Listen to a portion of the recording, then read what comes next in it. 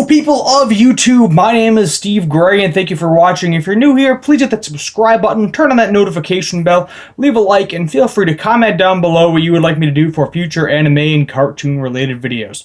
So before we get started, I just want to say a big thank you to all the people that viewed my last Re:Zero review. Got about 120 views on that video.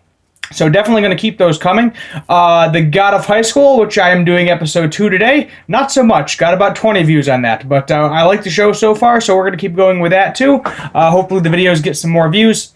And I'm hoping at some point, obviously, to get to that 1,000 subscriber mark, get to that 4,000 watched hours mark in order to get monetized, obviously. And get a little extra change in my pocket, a little cha-ching. I mean, I like doing it, you know. It's nice to go back to the animes I've reviewed and see my own personal opinions on them, you know, kind of use them as a recap. But at the same time, you know, getting a little extra cha-ching on the side would also be cool too. So without further ado, let's just talk about The God of High School, episode 2. I don't think we have an actual title for this. Probably do. I don't remember it. But, so we're still going to work here with the three main characters. You got Mori, you got Danwi and Mira. Those are going to be the three main characters still. It seems like they're going to be the main characters throughout the show. All of them are pretty powerful OP. We kind of learned the reason behind why all of them want or have gotten stronger. So Mori, very much taking after Goku, just wants to fight strong people. That's his whole gimmick. So you can definitely think of him as another Goku-type character. Dawi, he is in it for the money. It looks like he had a very bad situation or something bad happened to him at some point in time. So the only reason he is getting strong is because he wants a lot of money, maybe to help himself out, help his family out. I don't really know. And then we got Mira, and she is looking for a successor to pass on her kind of moonlight sword style. I guess she might be the last one, or her father and her might be the last one. I know a lot of animes out there, they don't have fathers, but I'm not exactly 100% sure how that is going to play out there. She's probably going to find a successor. You know, Mori accidentally knocked her sword into the water, slapped her, but all three of them seem to generally be in good spirits with one another. No real major problems there.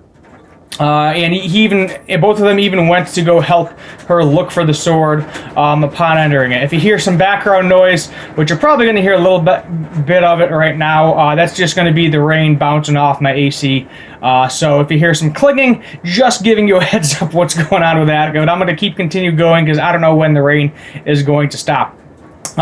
So the guy that was in the jumpsuit before, you know, in the prison clothes, he had the restraints on in the, we'll call it the preliminary round. I thought it was basically just going to be a free-for-all until the very end, you know, it was just going to be that crazy fighting until there was only one remaining. No. It was basically get the weak ones out of there, you know, pretty quick as far as you can, then actually go into a tournament style of fighting, so that way you can get your wish granted. Very similar to the tournament in Yu Yu Hakusho, as I mentioned last episode. I see a lot of that happening here as well. We learned that probably the main bad guy is going to be this guy called Park Mugen, is how they are referring to him, or I'll just call him Mugen for right now. He's the guy that completely flattened out that island, he's got a big old scar on his forehead, he's got the cross on his hand. And of course, he is the leader of North Korea, which I thought was kind of hilarious because webtoons, as you may or may not know, are from South Korea, and obviously they are not too keen on North Korea. I thought that was kind of interesting how they did that there. He definitely reminds me, I think it's called Toro in Yu Yu Hakusho, the big, you know, OP, super strong guy, nobody can defeat him. Definitely reminds me a lot of him. But yet again, we'll just have to wait and see how this plays out. I definitely see aspects from plenty of different animes. I just said the main two right now being Yu Yu Hakusho and you know, Dragon Ball Z. Sustenance-wise, there's a little bit more storyline, but it's basically, you know, still kind of that fighting battle royale type style. You get a little bit more of the storyline in there, which I'm sure we will get as we go further on. But basing it off of 2 episodes, not a lot of sustenance. And I'm not saying I didn't enjoy it. I definitely enjoyed both the episodes. It was definitely more about fighting, less about the storytelling, which I'm sure there will be more of in the future because we got a little nitbit in each episode, a little bit more in episode 2 as opposed to episode 1, but I'm sure it's going to be fine and kind of all even out and play out later on. Some sort of crazy government officials going after one of each other. The 4 kind of, we'll call them suits of the tournament. And that went in there to stop Mori upon him stepping into the fight with the prison jumpsuit guy and kind of I think he was like a Korean type of guy. He was very, we'll call him classy. You know, he's not hitting below the belt, not doing anything dirty, very much taking the martial arts seriously. And, fighting his opponent to the best of his ability. And he got him a few times. He did. And he was like, if you don't release those restraints, you're going to lose. But inevitably, the guy in the prison jumpsuit did, release both of his arms and basically beat the crap out of the guy, breaking both of his arms. And then Mori, being the good, kind-hearted person that he is, jumped in because he didn't like what he was seeing. Because the other guy, basically, whose arms got broken in the process of it. I mean, these characters are going to be minor. We're probably never going to see them again. So keep that in mind. If I don't know the names, I apologize. If you want to comment down below. There's no point in remembering people's names that we're never going to see again in the foreseeable future. But basically, he has those, strong morals where he's not going to apologize for basically doing nothing wrong. And he didn't do anything wrong. He basically told him to not wake Mori up. Mori was on guard and helped him in the process as well. Never underestimate your opponent. And he seemed very strong, like he might win, but no, inevitably he lost. Mori defeated the prison jumpsuit guy fairly well, kind of bouncing around all the administrators. And then Park Mujin, who is extremely powerful, basically just, knocked him right to the floor. And I'm sure Mori is going to want to fight him, and probably is going to fight him at some point in time in the foreseeable future. The only major complaint I have is I like my previews. We didn't get them in Tower of God either. I do enjoy seeing a good preview for next episode. It doesn't seem like Webtoons have them. I know it's technically an anime. I know not all anime has them, but a lot does. It's that nice little 2-minute thing at the end of the end credits to give you a heads up of what's going on next episode. Maybe they release them. I think Tower of God released them separately, or Crunchyroll did, so that way you had to watch a completely separate video if you wanted the preview, which I never really did anyway. But that is what it is. So, great fighting, great action. We got storylines between the three. The friendships are developing. We kind of get the main villain. I don't know if he's going to be the Season 1 main villain. Still have no idea how many episodes are going to be in Season 1. So if you know how many episodes are going to be in Season 1, feel free to comment down below. My guess, it's either going to be like 13 or 25. That seems to be the general rule of anime. There doesn't seem to be like some random that is like 50, but who knows? Who knows? As I said, I'm hoping we get like a full anime list. That would be delightful. Seems like everybody is on it, based off of like the Chibi reviews, and for Neverworld, those are kind of the main two.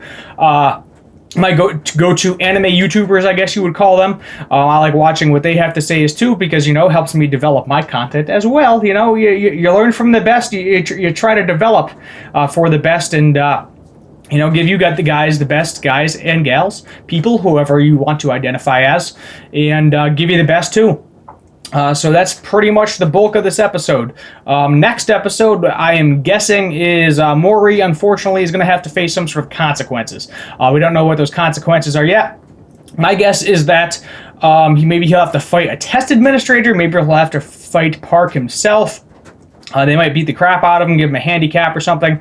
It is a good possibility at this point in time he's not going to be in the tournament anymore. I don't think he really gave a crap if he won the tournament anyway. He was in it just because he likes fighting people. My guess is Mira or Dawi is probably going to win. Not really sure who's going to win with that. But it's kind of like the three amigos. Obviously, you got Goku, you got Sasuke, and you got Sakura.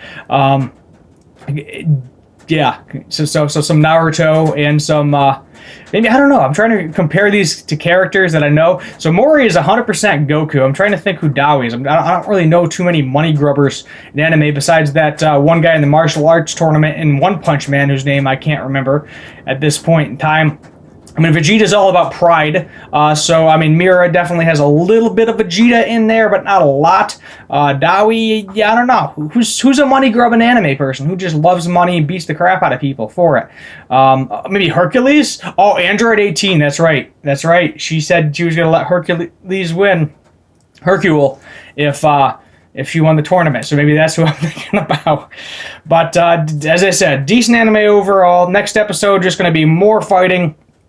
We might see a little bit more Adawi and Mira, what their capabilities are. I mean, obviously Mori is the main character, so we're going to see him a lot, but I would definitely like to see more of those two main characters, beating the crap out of some of their opponents. It's probably going to be like a little bit of a cutback episode. We'll probably see the beginning part of Mori's punishment, and then it'll probably be the tournament. I don't know how far we're going to progress, but that also was kind of like, some people like it, some people don't. Obviously, they're going to focus on the main fights, but like you see this huge bracket on each side.